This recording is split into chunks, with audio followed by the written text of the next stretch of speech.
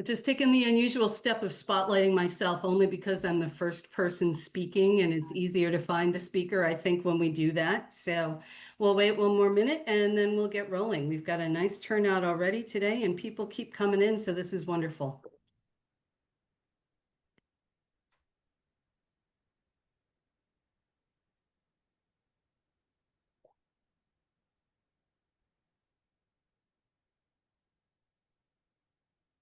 I have a question. Yes. It's Judith speaking. At the time that I was given the opportunity to submit a question for discussion, I hadn't really formed it in my mind. Will there be an opportunity today, or do I just need to sit on that?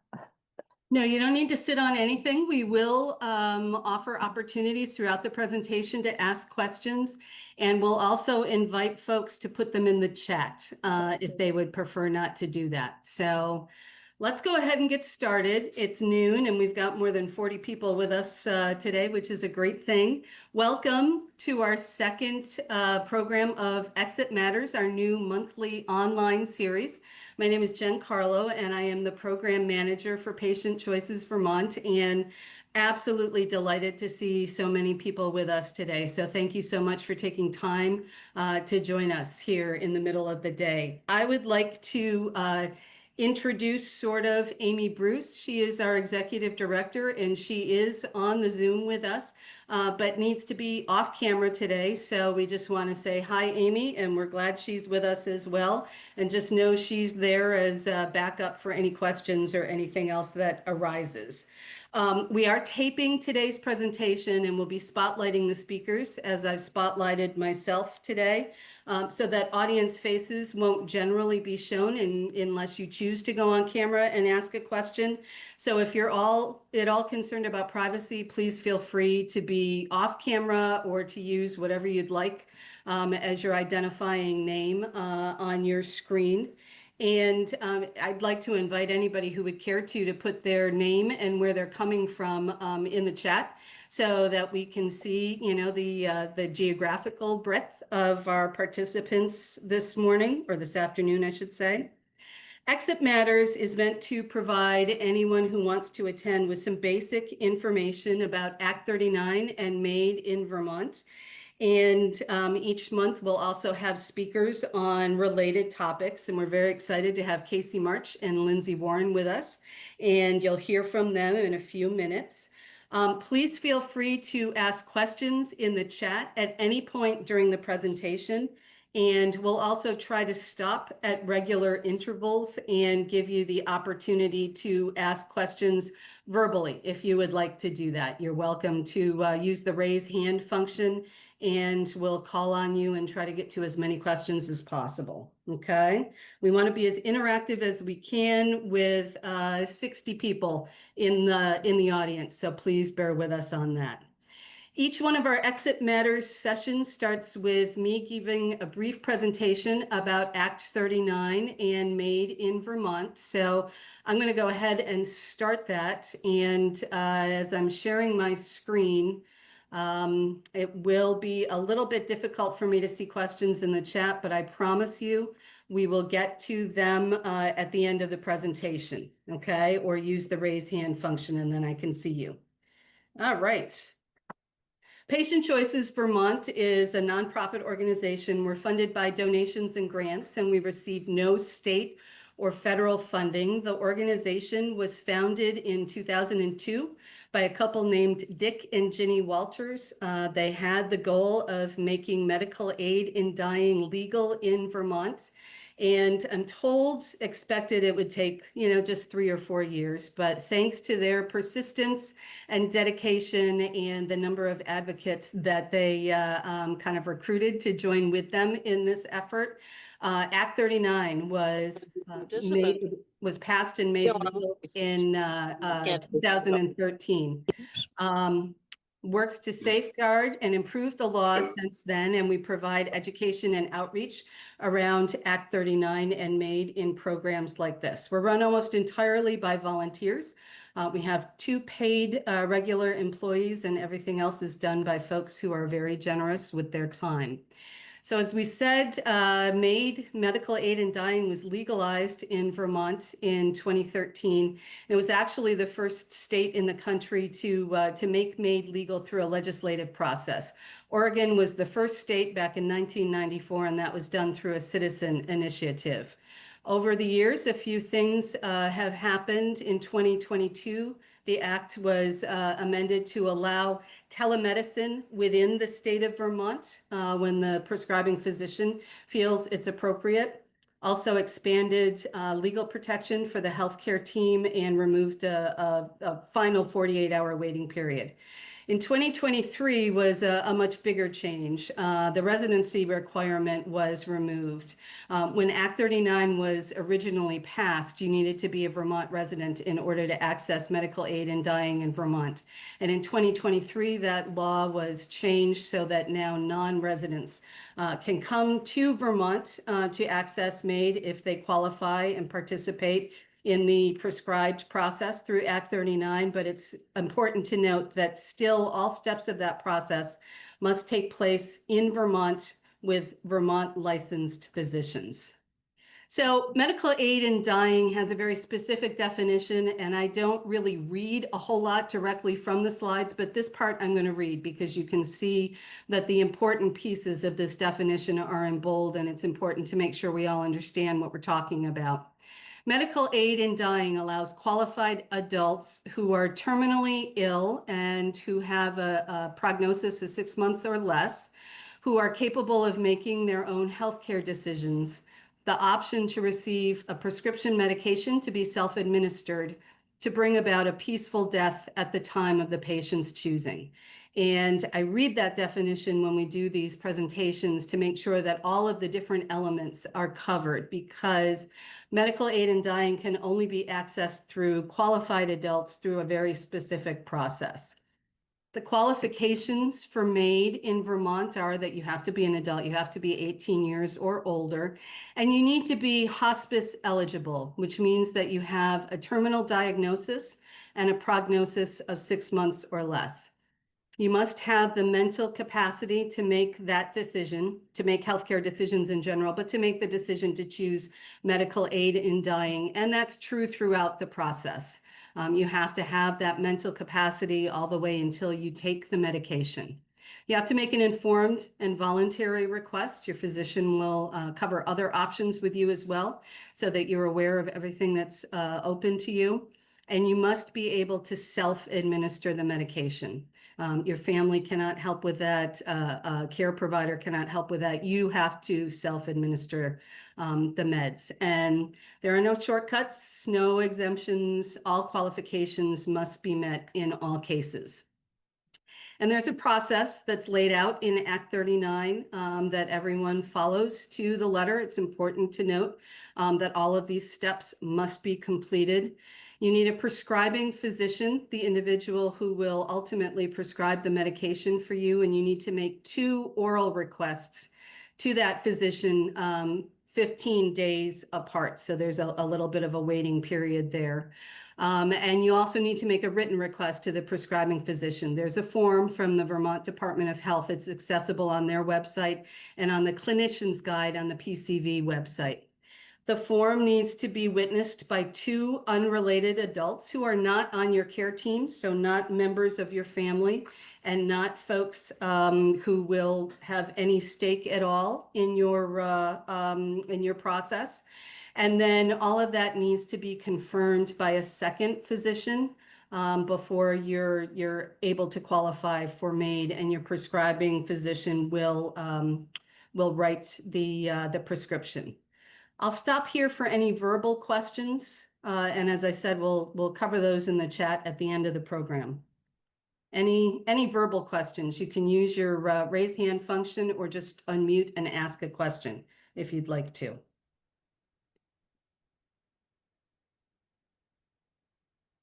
Okay. It's cool to have a quiet group also. Okay. We always get a lot of questions in our public programs about the day of ingesting the medication. So this is an outline. It's important to note that everyone's journey is really very different, but this is the basic outline of the day. A patient will take 2 medications about half an hour before they take the MAID medication. One of them is for nausea and one of them is for anxiety. You'll confirm again that you wish to ingest, and then you'll drink the MAID medication without assistance. It's a compounded formula mixed in a small amount, about 2 ounces of clear liquid. And then the patient will fall asleep very quickly, within 5 to 10 minutes, and will not awaken. Again, everyone's journey is very different. Everyone's health journey that brought them to this point and the progress of their illness is very different. So the time to death can be variable. Most are within 5 hours, although it can be longer. And your prescribing physician should be aware of anything that may cause a longer time so that your support team, your family and friends who are with you can be prepared. We strongly recommend hospice enrollment for any MAID patients for a whole lot of reasons. And one of them is that if you are hospice enrolled, the death can then be pronounced by a hospice nurse. So Hans's iPad had raised a hand with a question. Hans, do you still have that? Yes, hi. So we were just wondering how long the whole process takes. From It the start of initiation of the process. It can take a while because you need to be able to identify and have access to a prescribing physician, book appointments with that individual, and there are some built-in time periods within the MAID process. Your 2 oral requests to your prescribing physician need to be 15 days apart, and then you would go on to see a confirming physician. So we tend to recommend that you allow at least 2 to 3 months to go through the entire process. Again, that varies from person to person depending upon your personal medical journey, whether you already have a prescribing physician identified. But we caution people to really leave as much time as they can to navigate the process because, as we said, there are no exceptions to it. Other questions? Okay. MAID is voluntary. We can't stress this enough. Qualified patients can choose to pursue MAID, but it's absolutely your choice. Patients can stop the process, they can rescind the request, they can go have an initial meeting with a prescribing physician and then decide they don't necessarily want to go through the rest of the process. They can go all the way up to the point where the prescription is written and then decide not to ingest it. So it's important to note that. It's also important to note that MAID is voluntary for healthcare providers as well. There are doctors who choose not to write prescriptions or participate in medical aid in dying, and that's fine. Everyone has a personal choice to make around this. If a doctor does prescribe MAID, they need to inform their patients about all end-of-life choices: MAID, hospice, palliative care, palliative sedation, voluntary stopping of eating and drinking. So it's important to keep in close contact with your doctors and get as much information as possible. And again, we strongly recommend hospice enrollment. That's so important that we put it in, in 2 successive slides. So please remember that. MAID is not suicide. There is a legal difference. If you use medical aid in dying, the death certificate will reflect your underlying illness as the cause of death. It's not euthanasia. The importance of being able to self-administer the medication is emphasized at every step of the process. And again, it's not for everyone. Our goal is to make information available so that people can make an informed choice that's appropriate to their personal circumstances. But there are many people for whom this will not necessarily be an appropriate choice. Made in Vermont is, we get our statistics every 2 years. The Department of Health collects those statistics, and they do it with the fiscal year instead of the calendar year. So I'm going to apologize in advance if this seems just a little bit confusing. But for the 2 fiscal years from July 1st, 2021 through June 30th, 2023, MAID was used by about 85 people in Vermont, so a little more than 40 per year on the average. And in the 10 years that MAID was legal in Vermont from 2013 to 2023, about 203 Vermonters have accessed MAID. That's still below 1% of all the deaths in Vermont for that time period. And it's important to note that there's been a really very gradual increase over that amount of time as more and more people have understood the MAID process, understood the option, but it's been a very slow and measured increase. We're waiting now on the data from 2023 through 2025, and that will be of particular interest because those statistics will be the first to include folks from out of state who came to Vermont to access MAID. And the health department has compiled those statistics, but by law has to report them to the legislature after they convene in January before that information can be released. So as soon as we have that information officially, we'll be able to share it. MAID is currently legal in 11 US states and the District of Columbia. There are a few other states, notably New York, where bills are passing or have been passed to make MAID legal and are waiting a governor's signature. So, and there are legislative processes in various other states. Right now, it's 11 states and DC. And everyone watches very closely for this, but in the time period that medical aid in dying has been legal in the United States, there have been no instances of abuse that we are aware of or any of our colleagues in other states are aware of. So we're going to talk a bit more about PCV and our resources, and I'm going to drop some links into the chat, but please just know that we have a wonderful website, patientchoices.org. It has all kinds of great information, more information about the qualifications and process I just outlined, links to important forms, patient stories, family stories, a clinician's guide, information on this series and other educational events. We also have a helpline. People write into our website asking for information on medical aid in dying. And we have wonderful volunteers who work a week at a time to provide them information and links and next steps in the process so that they can decide whether to go forward. And we're also affiliated with a Wayfinder network who support mostly out-of-state residents through the process of coming to Vermont to access MAID. So I would encourage you to spend some time on our website and explore some of the resources there. I'm going to stop sharing now so that I can see everyone again, and I'm going to do another call for questions, if anyone has any. Jen, it looks like Hans' iPad asked a question in the chat, which was, how does it work when you live out of state? Thank you, ma'am. Hans, how it works when you live out of state is it's the same basic process. You need to have 2 Vermont physicians, 1 prescriber and 1 confirming physician.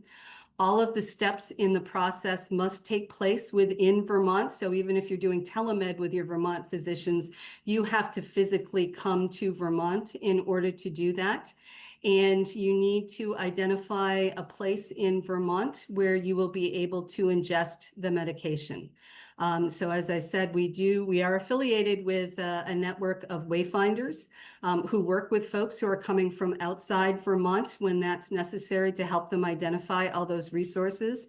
And our helpline also provides information several times a week to folks who are writing from outside of Vermont on the process, how to navigate the process of finding a Vermont prescriber. We always encourage folks to start with their physicians in their home state and see if they can refer you to someone in Vermont. And again, there's more information about all of that in the website. Other questions?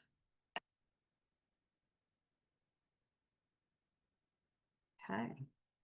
All right, I'm removing my spotlight and we're going to move on to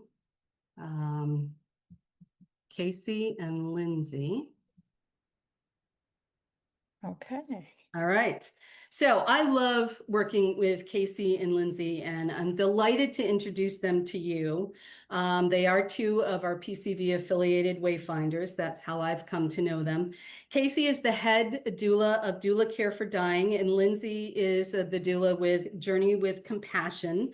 Even though they're not really primarily talking about the Wayfinder Network today, that's how I've gotten to know them and have thoroughly appreciated their commitment and energy to the people they serve. And I know they'll have some wonderful insights today about what is a death doula. So, Kasey and Lindsey, it's all yours. All Thank right. I'm you going to do a so little much. screen sharing. While she shares a screen, I just wanted to welcome. We have a lot of fellow doulas and wayfinders on the call today. Welcome, you guys. It's such a passionate group of individuals around the state of Vermont that really care about end of life issues and choice. So thanks for being here, and thanks for everybody else who's joined us. And can you guys just confirm if you're seeing the exit matters? Yes. All right, perfect. Well, thank you so much, everybody, for having us here. Jen, thank you for the introduction and the overview. I can no longer see the chat because I am sharing my screen. So if questions pop up in there, I'm going to ask that Jen or Lindsey bring those to our attention. We'll repeat them so that for individuals who, are seeing this or can't see the chat either, know what the question is that we're going through. But yeah, today we're going to talk to you about the role of an end-of-life doula. This is Lindsey and I. So as Jen said, I'm the head doula of Doula Care for Dying. So I work down here in Southern Vermont. And then Lindsey, I'll let you talk a little bit about yourself. Same thing. I'm a end-of-life doula and wayfinder that works in Northern Vermont, Journey with Compassion. And so today we're going to be talking about understanding end-of-life doulas, what we do, why end-of-life doulas are available, why you might want the support of a doula in addition to your care team, whether that circle and community of care is your family and loved ones, it includes hospice, your medical providers, maybe your church group, and what the doula role is and when that might be helpful to folks, right? Because not everyone needs a doula, but also not everyone knows this kind of support is available. And so we're here to talk a little bit about that today. Doulas are trained professionals. They provide non-medical support. So we are not prescribers or treatment providers. Also holistic support for families during the dying process, right? And that can start pretty early on when folks are considering what their end of life might look like and putting plans in place.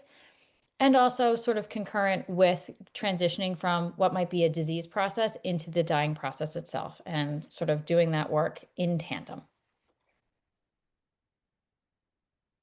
So some definitions of what is an end-of-life doula, because we do wear many different hats and, work in different lanes. Some people are very much about advanced planning. Some people really specialize in vigils, but overarching, we're modeled on a birth doula. Birth doulas help people come into the world gracefully, and we help people exit.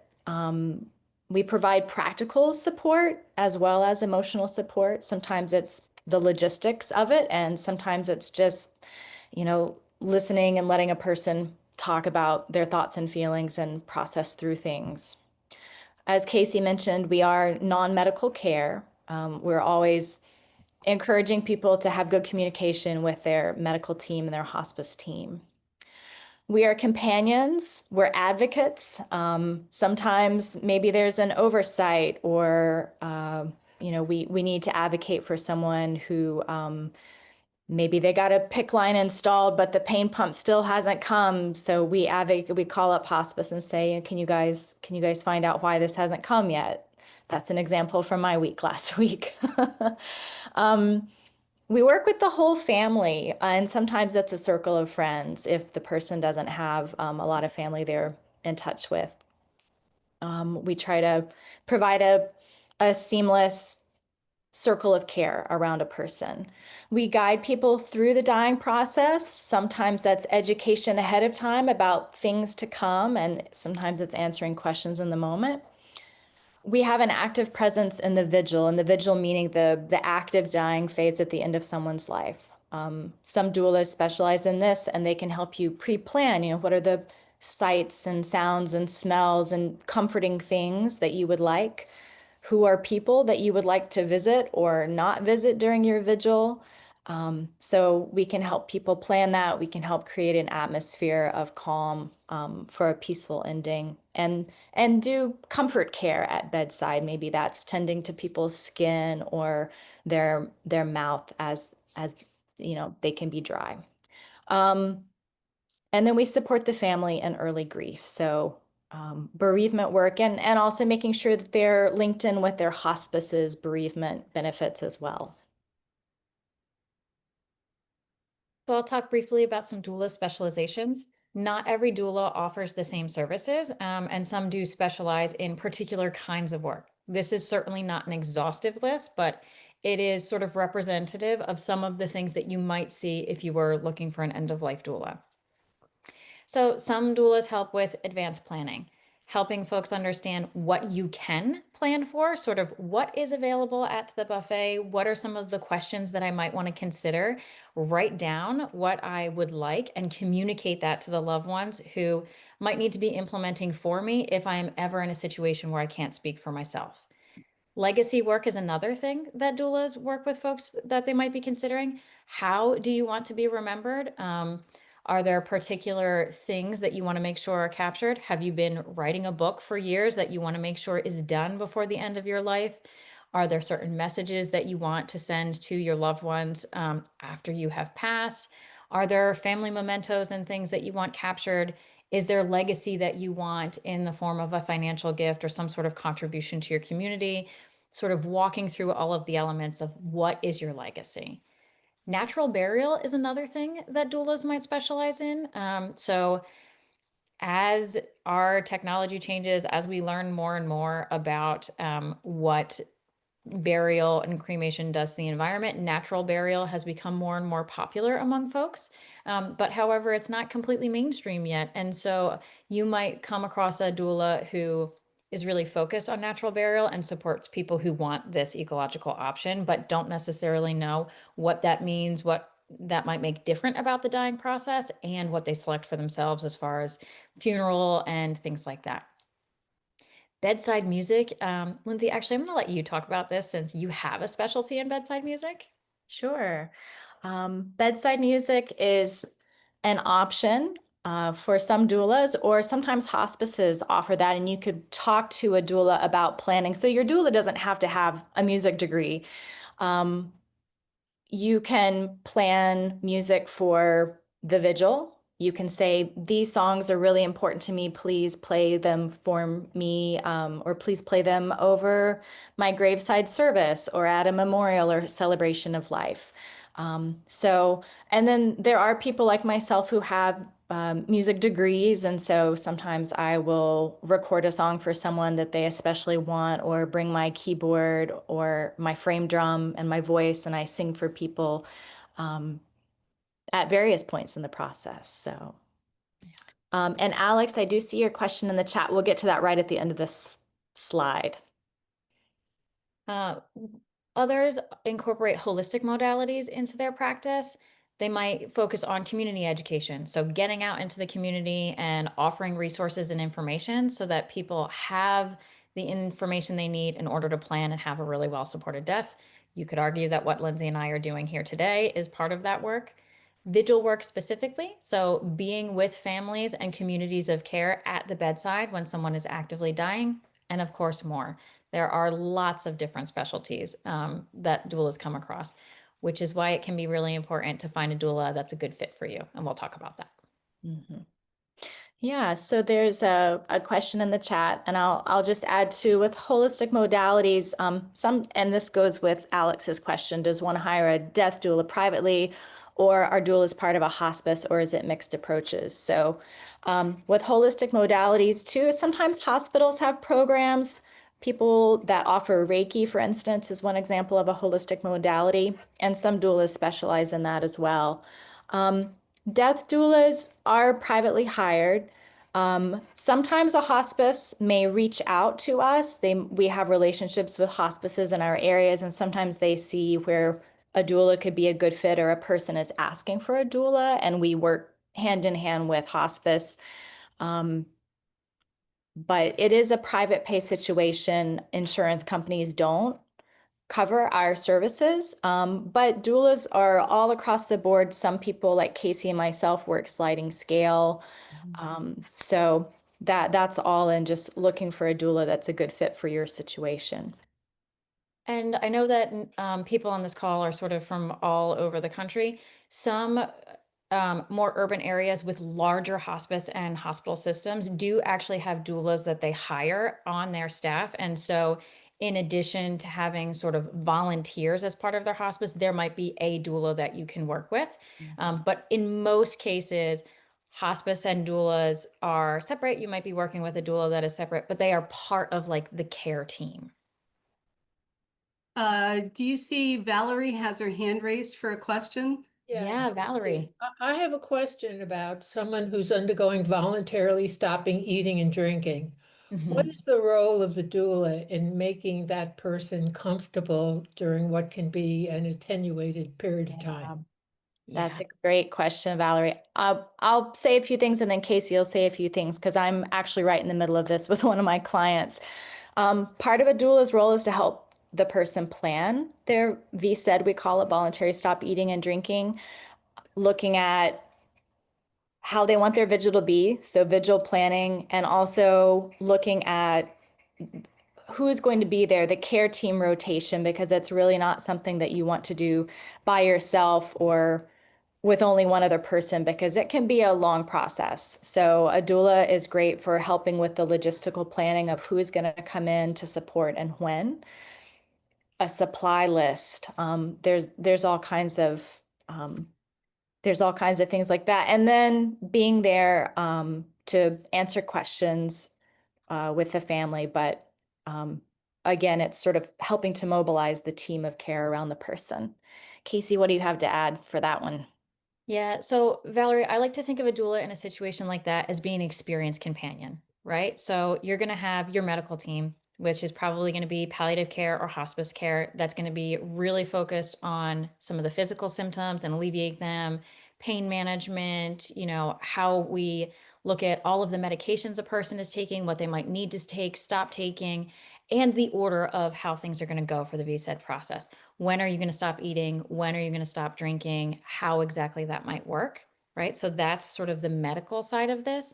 The doula side of this as an experienced but not expert companion is walking folks through this process, thinking about the emotional pieces of it. So when someone experiences some of the normal side effects like confusion and they ask for food and water of the loved ones that are around them, did we have a conversation ahead of time about how we're going to respond to that, how we're going to offer to the individual, you're going through VSED right now. If you were to take a drink, that's going to stop the VSED process. Is that something that you want to do?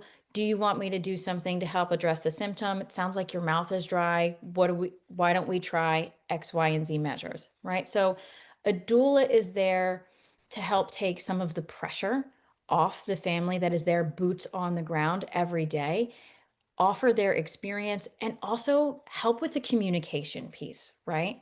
So because a doula is not emotionally experiencing this the same way family and friends and loved ones are, there's like the part of your brain that is turned on as the doula so that you can help make sure that communication between the people who are the boots on the ground and the medical folks that are involved are all on the same page about the care so that that is as seamless as possible. But you don't, let me just follow up, you don't take the place of the need to have somebody there to put ointment on their lips if they're dry or things like that. They still need to have a pretty much full-time care team in addition to your role? So you're going to talk to each individual doula about how much and how little of that work that they do, because it varies from person to person, how much hands-on, like bedside attendant type work that they do. Some will say, yes, I am a very hands-on person and I do help with things like mouth care or transferring from a chair into a bed, things like that. And some will say, these are my parameters. I do this kinds of care, but I don't do that kind of care. So it can be very particular. Thank you. You're welcome.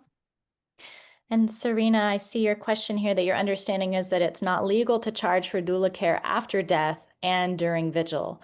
I can help clarify that a little bit. Doulas can charge for their services prior to death and during vigil.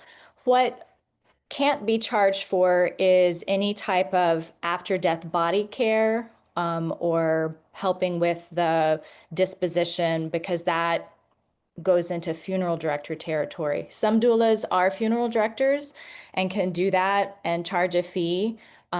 Other people, like myself, make it very clear when I'm helping someone with a green burial plan, for instance, that if they need help afterwards, that's beyond my contract and that's all pro bono work. So, but vigil care, yes, doulas can charge for that. That does not infringe upon funeral director territory there. Marissa, we're going to get to your question about training programs in just a minute. Yeah. All right. Is this my slide, Kasey? I've lost track. Okay. So here's just a reflection from an advanced planning client. You created a comfortable atmosphere for our conversation, making it feel more like a casual discussion rather than an organized checklist. The pace was relaxed and the language was straightforward, and I left with confident enthusiasm to discuss my wishes with my family and complete the task list independently. So a little bit of historical context. Why do we have end-of-life doulas? How did this come about, for example? So end-of-life care has evolved over time, shifting from something that really was family-centered and was happening at home to institutional care in hospitals. And that transition really happened in the 20th century, right? So it was driven by advancements in medical technology. As we have been better able to care for people at end of life and oftentimes extend their life, a lot of end of life care has started happening more and more often in hospitals, in rehab facilities, in nursing homes, and things like that. However, there are some trade-offs that come with a solely medicalized approach to death. And as a result of that, we saw the emergence of the hospice movement in the 1960s, right? So Dame Cicely Saunders emphasized that we really should find a way to get back to a holistic patient-centered care model that reflects the dignity in the dying process. And so what we've seen most recently is a death positive movement, which is encouraging conversations about death and how you can incorporate non-medical support into the dying process and into the whole period of end of life. So doulas are really offering emotional, spiritual, and practical guidance to the dying and their loved ones. It is not a replacement for the other things that we have available, and it isn't necessary in every single context. But when we have something like 70% of people in the United States saying that they would really be most comfortable dying at home, and we're not always seeing that happen, or we're seeing some limitations where families say, my hospice is wonderful, my nurse that comes in is absolutely great, you know, we love the support of the aides that come in, and still as a family, as a circle of care, we are finding it challenging to manage death at home. This is another person, another member of the community that can come forward and support those families.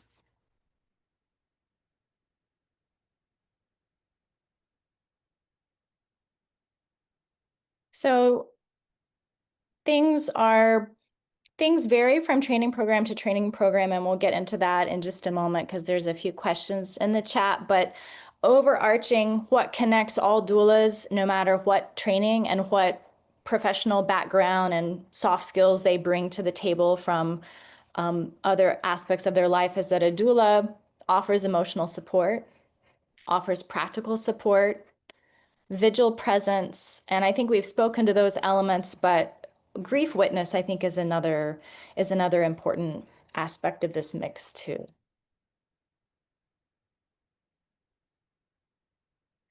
So this is just another reflection from a family. Words cannot fully express our most sincere gratitude for the compassion and care you provided to our beloved dad, husband, and to us. You made a daunting journey much easier and relieved all of us of added stressors that otherwise we would have had to endure. So here we are at training and certification programs, and some people may see that I added in the chat that I'm preparing a slide deck and a group. I've had a lot of people asking. So it's called Discerning Your Doula Path. I know there's a lot of people that are doula curious and trying to figure out if it's something they can do in their life. So I'm not training doulas. Kasey and I both have gone through some really excellent training programs, but my intention with this is just to help people sort of discern which path to take and how to specialize or how to launch. So there's many different certification programs. There's not an overarching centralized licensure process like what the nurses have to go through. It can be helpful to interview different doulas and ask about their training experience to find a good fit. Some of the programs are online, some of them are in person, some of them are hybrid. Some programs, the material drops, it's called asynchronous, where you work through it in your own time. Some of them have live training if you feel like you need sort of bumpers and accountability on your schedule. And I think we have some slides on some of our experience in the two different programs that we did. Before I talk about the INELDA, so International End of Life Doula Association training, which is the training that I did, I do want to mention, so I have dropped a little note in the chat. I prepared a PDF for the Northeast Death Doula Network. It's a network that Lindsey and I are both a part of. But it is a list of questions that families can ask to potential doulas to help them figure out if a doula is a good fit for them. And I share that freely to anyone who might want to find a good fit doula. So this is not about hiring somebody like from that particular network. That is wherever you are in any region, how do you identify someone that is a good fit for you? And training is a part of this. So the INELDA doula training, it's 15 hours of on-demand pre-work. So the training itself, at the time that I took the training, it has been getting more comprehensive over time, which is wonderful. But it was work that you did before the course even started, readings that you had to do, videos that you watched to prepare for the class itself. The class met twice a week. It was 30 hours of live classroom training. I happened to do my training via Zoom with 2 live instructors and all of my classmates going into breakout rooms. And so it was very much like a college course, but done online because I trained during COVID times and could not train in person. And so our professors, if you will, would give the lecture for the day, and they would put us into breakout rooms to practice the skills that we were learning on each other. The emphasis was very much that as like the doula student, you were practicing these skills and exercises for the first time with other doulas, not on people who needed your support and services. After the in-class work was done, there was 2 hours of on-demand post-work. So again, more videos and reflections that we had to do, in addition to essays that had to be submitted to our instructors, verifying that we understood the course content. We were not graded, but it was pass-fail, if you would. It included experiential exercises, a comprehensive manual. There's also a certification option directly through this doula training program. And it covered basic knowledge and tools of how to work with people at the end of life. So I will also pitch in here that the network that Kasey was referring to, she's much too humble. She establish this network, and it's wonderful. So if there's someone who needs a referral in one area of the, and we mostly specialize in the Northeast, but we have a lot of connections all around the country. So that's one way, and we probably should have put a slide in here on other ways to find doulas, like through the NEDA, National End of Life Doula Association, et cetera. There's a lot of listings there. But anyway, I attended the UVM doula training program, University of Vermont.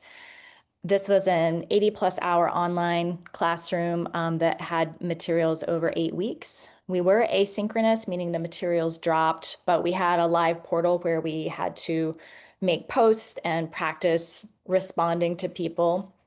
We had 3 live Zooms. We had lots of homework projects where we had, like, for instance, I got together with someone and videoed them doing a legacy interview, a life review video. There were videos and assignments and projects. There were quizzes and discussions. We were graded, and you come out of it with a professional credentialing certificate. And there's a post-program community too, where we can make referrals to one another and ask questions, et cetera. So it was a wonderful program. And I think whatever program that you decide on is really just a jumping off point. There's no, it could be a really long, because there's a lot of different specialties and sub areas as well. So it gives you your core knowledge for going forward, and then you can choose how you want to use that in the world. Maybe it's just with friends and family. So. Yeah, I got to know a lot of my classmates in my program, just because of the style of the learning, because we did so many breakout sessions. And I discovered that the people doing this training were people who just wanted to know so they could better support their friends and family in their community.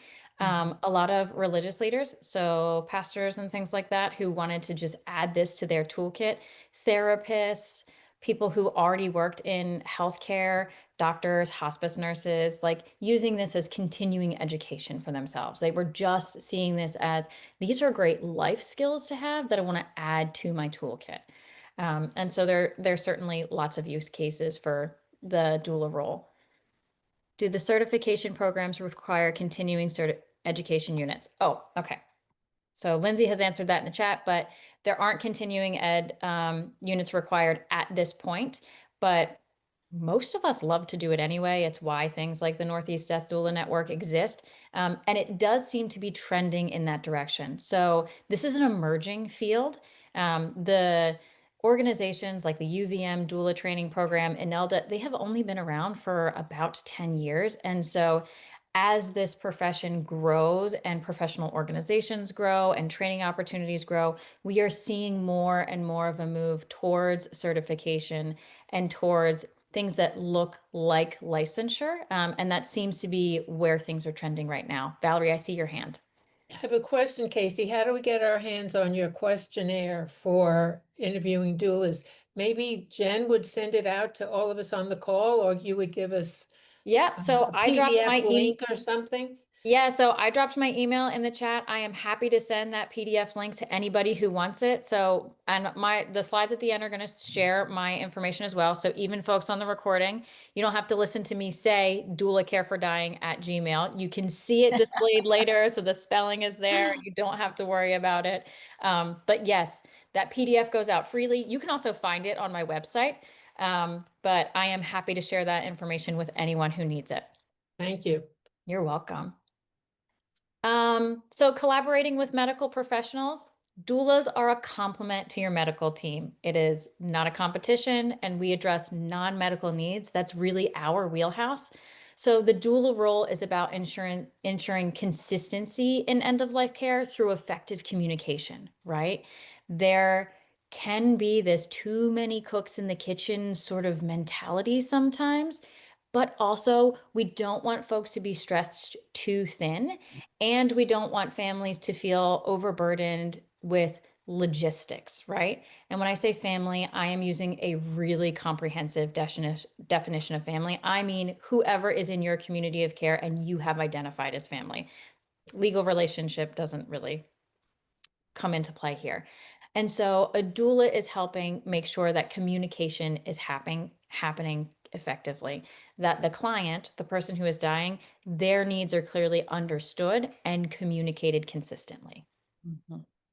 Yeah. And for example, I have an advanced care green burial client right now. They're not actively dying, but I'm trying to set them up for good communication in the future by helping them with their green burial plan and their celebration of life plan, saying, you know, for their family, it's a gift to their family. Here's who to call when I pass.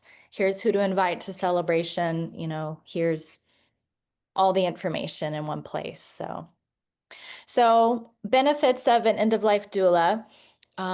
We really are trying to enhance the quality of life during the dying process because you're still alive. We want you to live fully up until that last moment, that last breath. That's a Cicely Saunders, our founding hospice matriarch, we can call her. So we want to enhance the quality of your life. And we want to give you personalized experience. We want you to have all the choices in front of you so you can make a fully informed decision that really reflects your values and your wishes. And we want to provide emotional support, guidance, resources, and sometimes other modalities like music or Reiki or essential oils to help reduce anxiety and fear associated with death. So one doula specialty we have not talked about, but we're going to touch on just briefly because Jen mentioned it before, is doulas who are also working with Patient Choice in Vermont as wayfinders. So in the sort of doula hat, being a wayfinder role, this is some of the things that we do in particular, right? So helping patients navigate Act 39, planning and paperwork support. So, hey, these are all of the really important things that you are going to need to have planned and the paperwork you're going to need to get through the process. There are some state forms that you bring with you to doctor's appointments that get filled out, just making sure folks have all of that information in one place, right? And that they are prepared for all of their appointments. Not doing it for you, but guiding you for how to get through this process. We also talk about parallel planning, right? So as a doula, my goal is always to understand what my client's values and wishes are. And parallel planning means if this process doesn't go the ideal way and there is any sort of change, how do we continue working in alignment with your values? So maybe you're not pursuing medical aid in dying for a whole host of reasons, right? Because this process is really centered on choice. So maybe you've decided not to move forward with this process, or things have changed with your health and you no longer qualify in the way that you did. Travel becomes difficult if you're an out-of-state person and you've decided not to move forward with the process because being in Vermont is not a good fit anymore. Parallel planning is about making sure there is infrastructure in place to make sure that you are well supported and that what is happening moving forward for you is still in alignment with your values, that you don't feel like the rug got ripped out from under you because things didn't go exactly the way that you wanted them initially. We also talk about things like what doctors you're working with, what housing do you have lined up, what is your body disposition plan? So did you plan to be buried at home and now you've traveled to Vermont? What sort of resources do you need so that your body gets back to your home funeral home and is interned the way that you want with the funeral and memorial services that you want? So helping make sure that that process happens, that all of the resources you need are connected to. They also help you prepare for your doctor's appointments. What are the questions that I want to ask? Because, wow, this doctor's appointment feels really important. I've waited several weeks for the appointment. I go in, I answer the doctor's questions. And most of us have had this experience, right? Where we're having a really important conversation and your brain just goes blank. You forget every question you ever had. When you work with a wayfinder that is a doula, oftentimes we'll have conversations where we encourage you to write down what your questions are so that before you leave an appointment, you can sort of reflect back on that list and make sure, did I get all of the information I need to make a good informed decision? We help with coordinating prescription delivery and hospice benefit transfer or travel contracts or whatever that's going to look like. The important thing is this doula is sort of an expert in what the local resources are in their area, and they help you navigate all of those local resources. So, yep, some of this is logistical resources, but also they're an emotional support through this process, talking about everything from I'm nervous to talk to my home physician about the fact that I'm making this decision and I want to ask for, my medical records and I want to ask what my prognosis is, but I need someone that I'm going to practice that conversation with because I'm feeling some concern there. Or I want to talk to my family, or I want to write letters to be given to my family after I've passed because I want to be able to share some messages with them. So that's sort of the emotional support piece to this. And then also, we're there on the day that someone takes this medication. I refer to it as Dignity Day, to be a support to that individual and their loved ones. Yeah, and there's a question in the chat about private pay fee for wayfinders. It's the same as doulas. Each one is unique. Many of them work sliding scale. And yes, that I'm just scanning to see if there's any other questions I missed in the chat. With regard to the comment about this being an emergent field, do you feel there's a growing demand for doula services?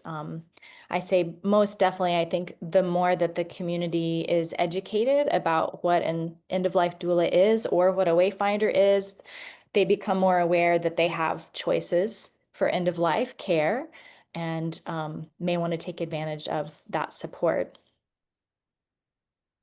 So through Wayfinders, we work with one individual, yes. So on the Patient Choices Vermont website is a listing of some of the Wayfinders. There's several new Wayfinders coming on. I'm not actually physically listed there right now, working behind the scenes, supporting some other Wayfinders. And some of that's going to be updated soon, but yes, you can reach out to those Wayfinders. We seem to have naturally transitioned into Q&A. Yes. What I'm going to do is I'm going to transition the slides so that you just have the contact information I was talking about before. And what we're going to do is Lindsey and I are going to kind of in parallel go back and forth between, we see folks who are raising their hands and we see folks in the chat. So we're going to bounce back and forth answering your questions. Valerie, if it's okay with you, let's move to your question and then we'll bop back over to the chat because Alex, I see you have another question in the Okay, chat. so if you work with somebody who lives alone and is far from family, which Yes. is more and more the case, Yep. how does it change the way you operate? As an end-of-life doula, how does that change the way I operate? Yes, yes. Yep. So if I'm working with someone, and Lindsey, I'll let you answer this too. If I am working with someone who identifies as I'm an individual that lives alone and, my next of kin as far as family is concerned, my adult children or whoever, they live far away. Okay. One of the first things that we're talking about is what's your community of care look like? Who are the people that you have identified as your village? Who would you want? There's kind of concentric circles, right? So let's say you slipped in your driveway in the winter and you broke your ankle. Who are the people that you think you could rely on first to help you in that situation? Who would take your trash bins down on trash day? Who would pick you up from the hospital, right? You probably have already identified some of this support in your mind. We talk about that and we talk about how that might transition to end of life. We also talk about what your concerns are. What are the things that you are maybe worried that you don't have adequate support for right now? Coaching around what are the conversations that you can have with friends, family, loved ones, and then realistically assessing, okay, where are we potentially seeing some gaps?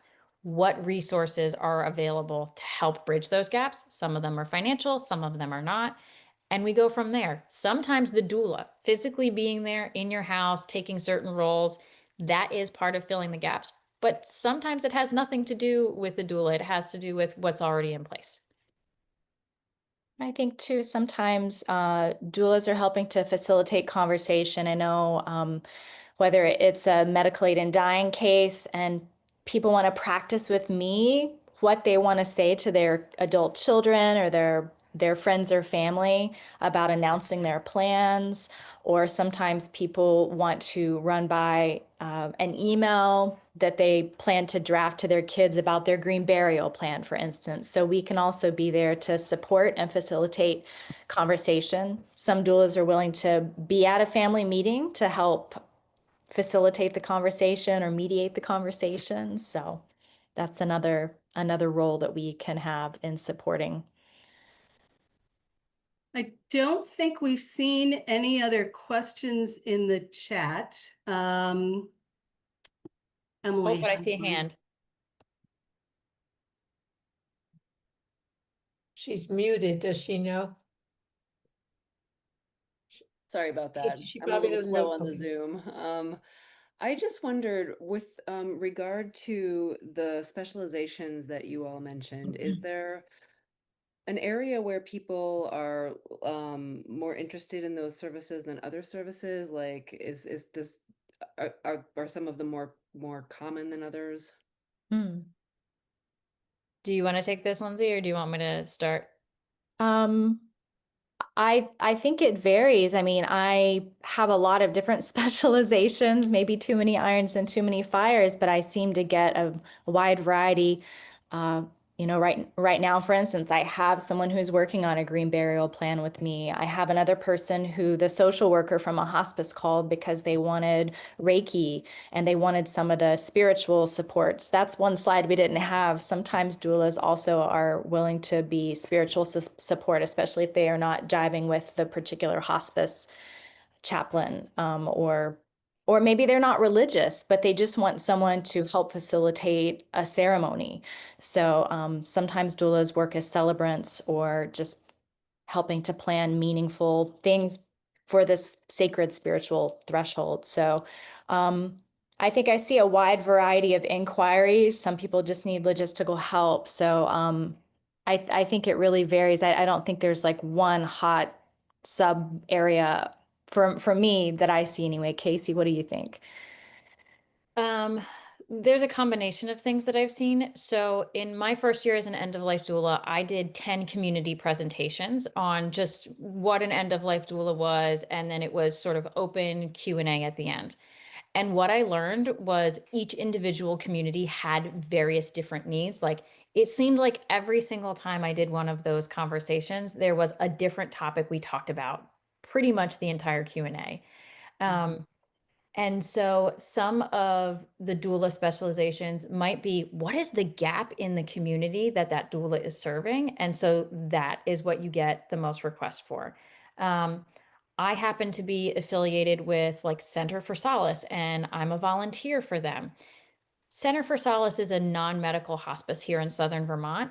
They work with bedside singers. They have an after-death body care program. And so they really provide a lot of strong holistic support for the dying process, which means when I get referrals in that area, it tends to be for much more specific things that are not available through medical and non-medical hospice. I get people who are asking for support for voluntary stopping eating and drinking, and I'm a bedside support person for that.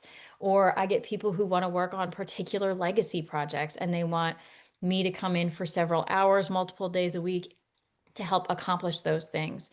Whereas in other communities, maybe where there is a nursing home or something like that, I have worked with an individual to help galvanize their community of care, to lay their plans. And it's really about advanced planning because, to Valerie's question earlier, this is someone who doesn't have family that lives locally, but they really want to stay in their home environment and not go to a hospital. And so they want to know, how do I do that? How do I make sure all of these roles are communicated? And that was what we focused on in our work together. So I have found it to be very location specific and based on the other resources in the regions. Okay. Could I ask you two more brief questions? First, how long have you all been doing this? And, at what point did you kind of feel more comfortable with it as like a new doula? Because I'm just wondering, I'm planning to sign up for the UVM course in February and move forward with this. And I'm just like, I'm wondering, because I don't feel that it's really necessarily outside of my realm of comfort, but it's obviously something that I don't have experience with yet. So I'm just wondering how long it takes to kind of like you know, find your death legs. Could I ask before Lindsay and Kasey jump in to answer that question? We'll stay as long as anybody wants to ask, you know, kind of individualized questions. We are happy to do that. I also just want to acknowledge that it is just past 1 o'clock. So if we could kind of wrap up the main program, and then we'll stay on, Emily, with you and with anybody else who wants to ask some more personal questions, if that's okay. All right. So first of all, thank you to Lindsay and Kasey for an amazing presentation. Yes. I'm going to point out that Patient Choices Vermont is a privately funded organization led, as I said, by a very small paid staff and composed largely of volunteers. So if you enjoyed today's presentation and would like to support us, we would love to have that support. And I have put that link in the chat. Someone had also just asked if the recording will be sent to participants. Yes, it will. And it will also be available on the Patient Choices website at our video links. So I just put that in the chat as well. Earlier, I put a link to our web form for general inquiries. So if you want to follow up on something that you didn't necessarily feel comfortable asking in front of other people, but you'd like a more private consultation, please go ahead and reach out to us through our website. And I've also just put my email back in the chat so that you have that in case you need to reach out and ask any questions or give us any feedback afterwards. So thank you all so much for joining us today. And as I said, I am not rushing anybody off. We're going to go right back to Emily's questions, and we'll invite anybody who wants to remain on and ask their own questions as well. I wanted to just do that wrap up for folks who did need to jump at 1 o'clock. So sorry, Emily, go.